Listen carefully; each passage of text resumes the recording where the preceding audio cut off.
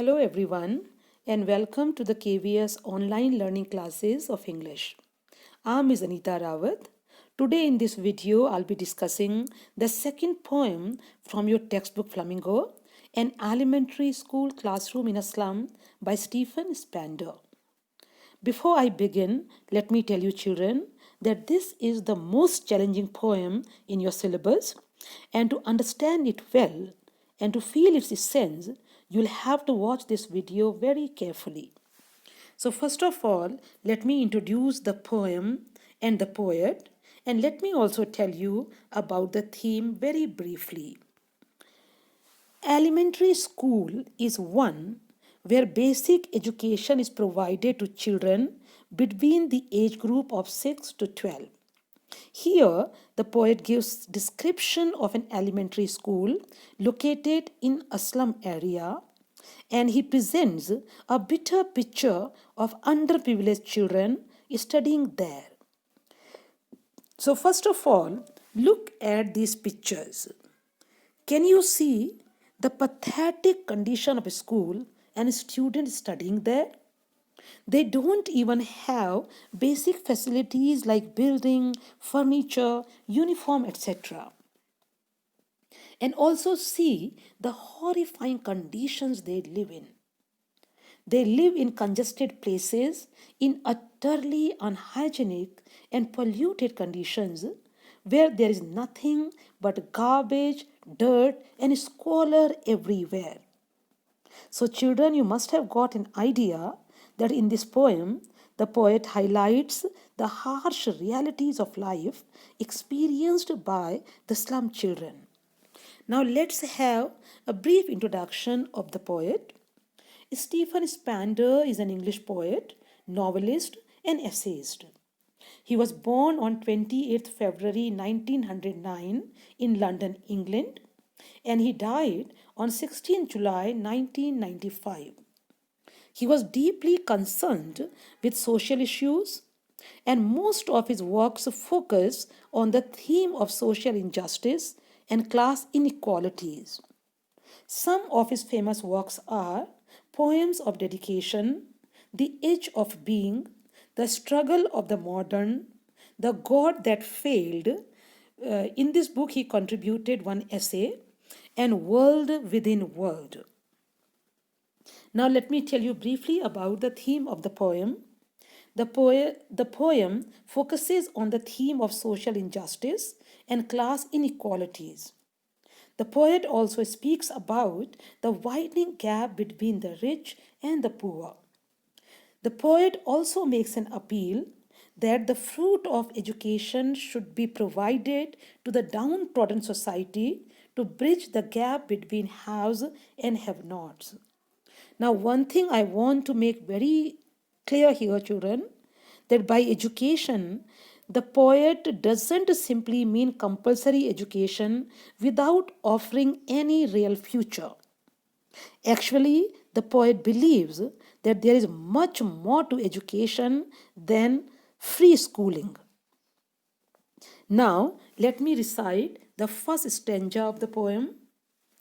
Far, far from gusty waves, these children's faces, like rootless weeds, the hair torn round their pallor. The tall girl with her weighed down head. The paper seeming boy with the rat's eyes. The stunted, unlucky heir of twisted bones reciting a father's gnarled disease, his lesson from his desk. At back of the dim class, one unnoted, sweet and young. His eyes live in a dream of a squirrel's game in the tree room other than this. Now let's have a quick look on difficult words. Gusty means violent or blowing strongly. We generally use it for wind, but here has been used for waves. Pallor means pale coloring of face, especially because of illness. Paper seeming means very thin. Weighed down means burdened. Stunted, not properly grown or underdeveloped. Gnarled, It's a disease of twisted bones in which body is covered with hard lumps. And twisted means bent or distorted. Now see children, let me tell you that the scene here is an urban background as one can see slum areas mainly in big cities. Here, the poet describes the students in the classroom of a slum school who are completely neglected and poverty stricken. So you try to understand their plight through these images. See the first two lines. Far, far from gusty waves, these children's faces, like rootless weeds, the hair torn round their pallor. Children, gusty waves are symbolic of strength, energy, and enthusiasm. And these slum children are put in stark contrast with these waves to highlight their weak and frail faces. The expression far, far from gusty waves also implies that these children are far removed from the open, healthy environment. As you can see in the picture, their unkempt, untidy, and uncombed hair spreads around their pale and weak faces. The poet has used poetic device simile here as he's comparing these children to rootless weeds because they are as unwanted and uncared for as weeds. There is another student in the class. A tall girl is sitting there with her weighed down head.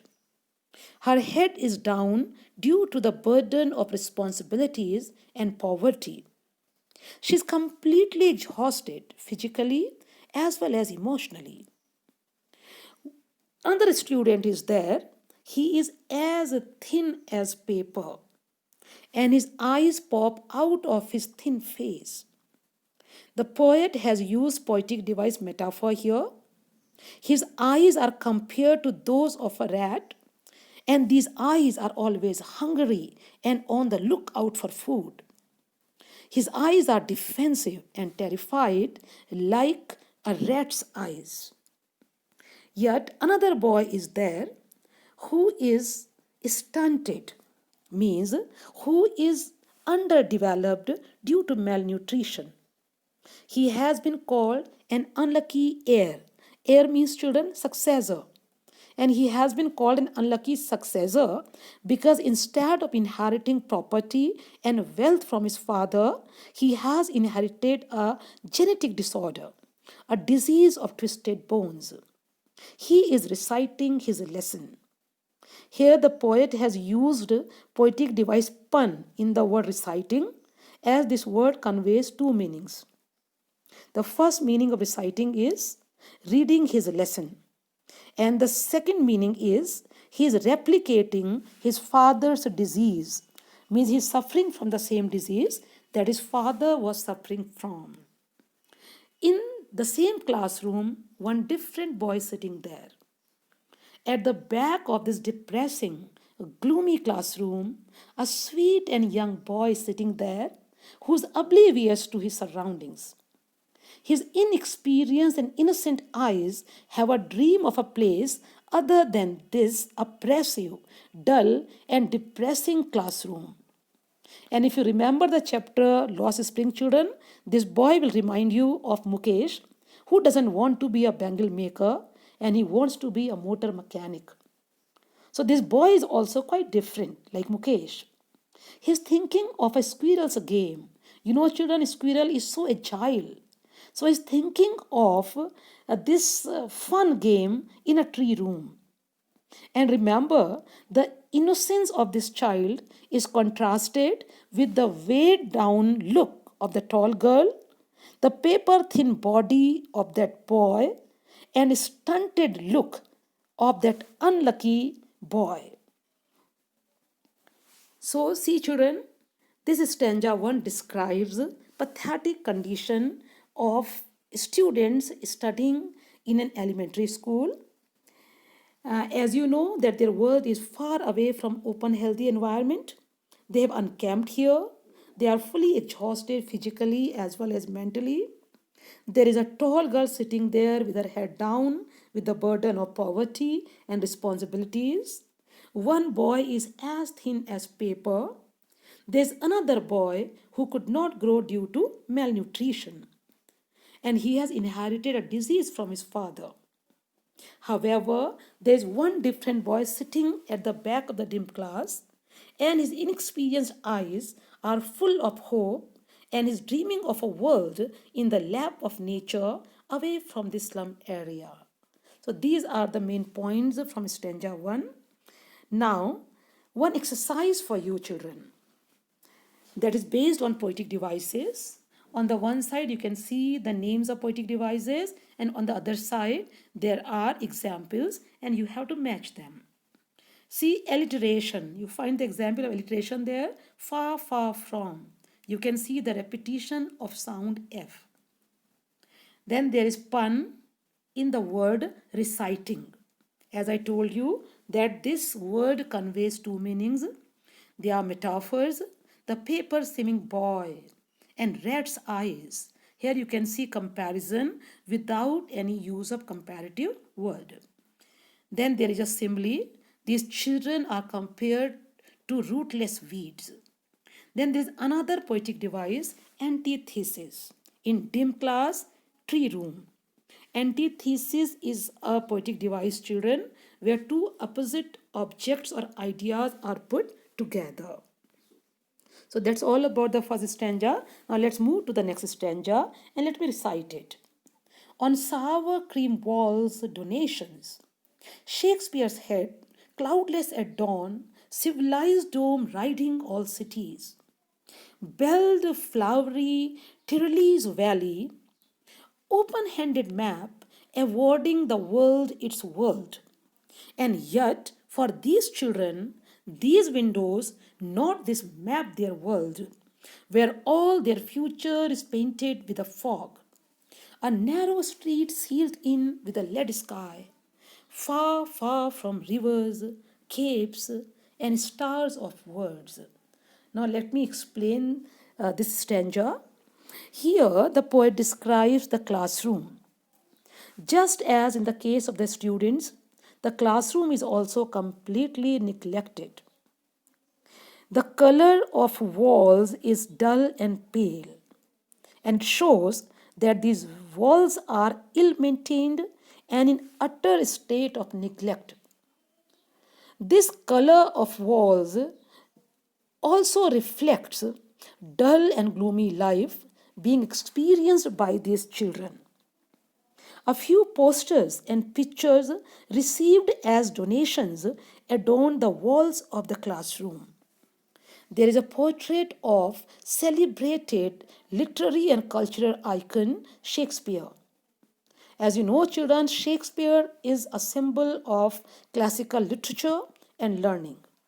Ironically, these children will never get a chance to study and enjoy his works. The next picture is of high-rising building with domes under cloudless sky. These buildings symbolize power, wealth, and development. Now, you'll have to note here, children, that this cloudless sky contrasts with their dirty surroundings. Again, it is quite irrelevant to them. The next donated picture is of beautiful Tyrolese Valley of Austria, presenting heavenly splendor. This picture is a symbol of peace and beauty, but both these blessings are missing from the lives of these slum children. There is another equally meaningless and irrelevant donation, that is open-handed world map that has been made as per the whims and fancies of the capitalists. These rich people make divisions in the world as per their own choices and vested interests. They are selfish and they leave no place for the impoverished class in the world. But in spite of such donations, These children are confined to narrow streets under polluted sky, away from all bounties of nature like river, caves, and most unfortunately, they are away from magical beauty of words and learning. As you can see in the last two lines, far, far from rivers, caves, and stars of words. Thus, stanza 2 conveys the futility of the donations given and highlights the impoverished condition of these children and the miserable life they live. Now, let me quickly summarize stanza 2. You know, children, the classroom walls have dirty appearance, and there are a few pictures on the walls: bust of Shakespeare, high towers, and Tyrolese Valley, and a map. But none of these objects has any relevance to these children. And they live in narrow streets under smoky sky, away from islands, rivers, and literary world. Now, let's switch over to the next stanza and let me recite it first. Surely, Shakespeare is wicked and the map a bad example, with ships and sun and love tempting them to steal. For lives that slyly turn in their cramped holes from fog to endless night. On their slag heap, these children wear skins peeped through by bones and spectacles of steel, with mended glass like bottle bits on stones. And all of their time and space are foggy slum, so blot their maps with slums as big as a doom. Look at the difficult words. Slag means waste material, heap means pile, peeped through means just visible, mended means repaired, and doom means death or destruction. Now let me explain this stanza, children. Here the poet becomes cynical, angry, and aggressive. He calls Shakespeare wicked because his works raise false hopes and aspirations of a beautiful illusionary world in the mind of these poor children and tempt them to steal. Shakespeare writes about ships, palaces, sun, and all luxurious things. And he turns these children to a life of crimes because when these children don't get these things rightfully, they turn to stealing. The map displayed on the wall is a bad example because it shows a world of limitless opportunities which are out of reach of these children, and as a result, it frustrates them. Now, in this stanza, the poet raises a rhetoric question that what is the use of these donations to slum children who live in their narrow, congested rooms, moving from darkness to more darkness day by day? They move only between despair and sufferings. The poet describes their whole existence as slag heap.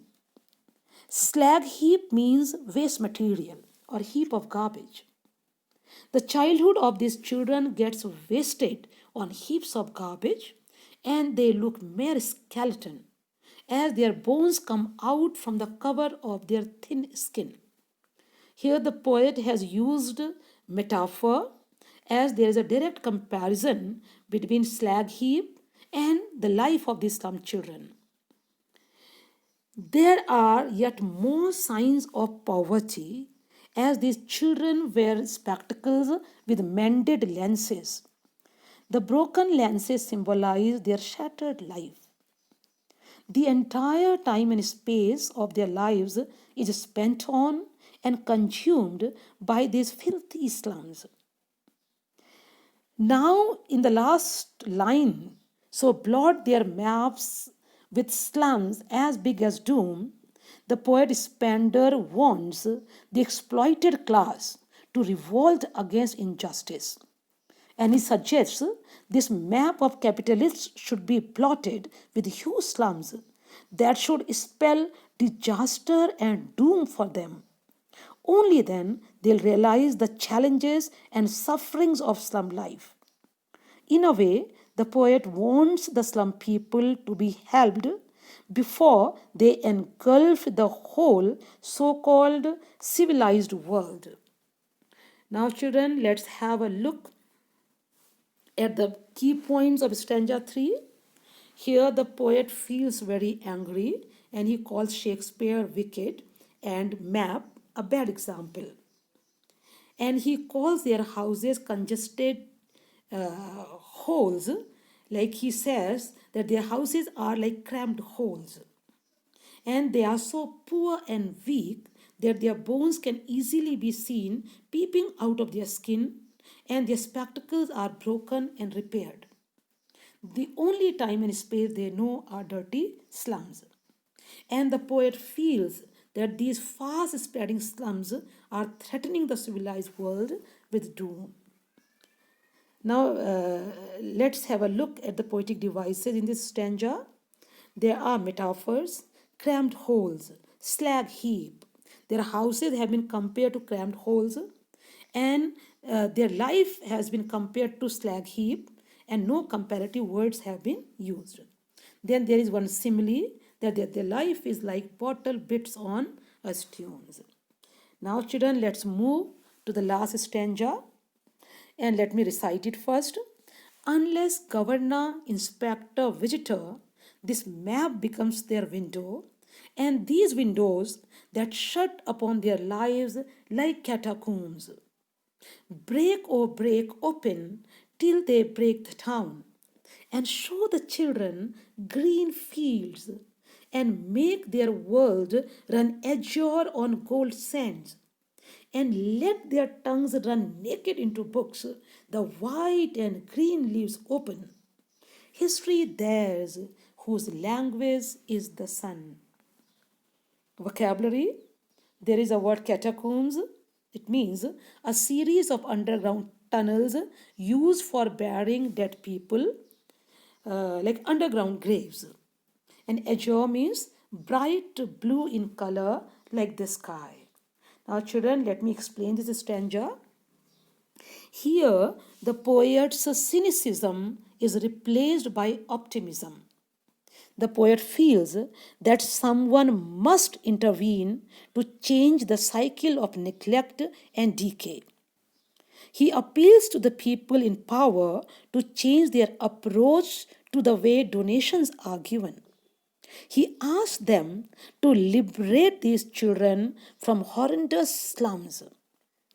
Unless they change their attitude, no change will happen in the lives of slum children. And once these rich and powerful people change their attitude, then the map on the walls will become their window to the world of glory and prosperity. The poet warns that these children should be released from this death like existence. He wants them to get rid of unsuitable atmosphere of the slum. The expression break or break conveys the sense of urgency to break the established norms and redefine them so that there is no place for injustice, exploitation, and discrimination. Now, the question is, what is to be done? The poet says that show these slum children green fields means take them away from cramped and narrow lanes to open and beautiful surroundings and create hope and aspirations in them that can be fulfilled in future. Make their world run azure on gold sands. This expression means show them blue pollution free sky and surroundings and give them financial empowerment and prosperity. Let them avail the brighter side of life and limitless opportunities. Let their tongues run naked into books, the white and green leaves open. This expression means that give these children hunger for knowledge with better educational opportunities so that they can make their lives better. Now look at the last expression, history theirs, whose language is the sun. These children will shine brightly only after being educated in real sense. After being ignited by the fire of knowledge, they will also be able to make a mark in history. Now, children, have a look at the key points of stanza 4. Here, the poet makes an appeal to the authorities to help these children in real and practical sense. He warns that true education should be provided to these children, and once these children get true education, they'll also be able to mark a place in history. Now, see the poetic device simile. These windows that shut upon their lives like catacombs. These slum areas have been compared to catacombs. The way dead bodies are imprisoned in graves, in the same manner, these children are imprisoned in the slum area. So it's a good use of simile here. Now, children, here is an exercise for you. Here is a paragraph.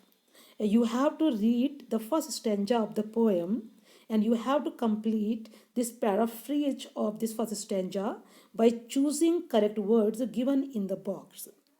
You can do this exercise in your free time.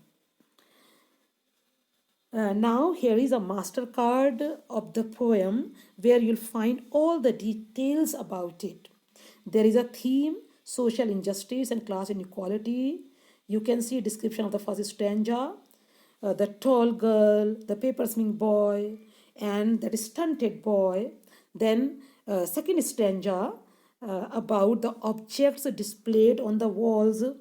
Then third stanza, irrelevance of displayed objects. And you'll also find here brief description of stanza 4 where the poet makes an appeal to the people in power to help these children in real sense. Here you'll also find all the poetic devices in one place, be it alliteration, similes, metaphor, or pun. Now, children, at the end, there is a message for you all from my side. Children, always be thankful to God for giving you a good life and educational opportunities, and try to do something worthwhile for the education of these underprivileged children. Thank you.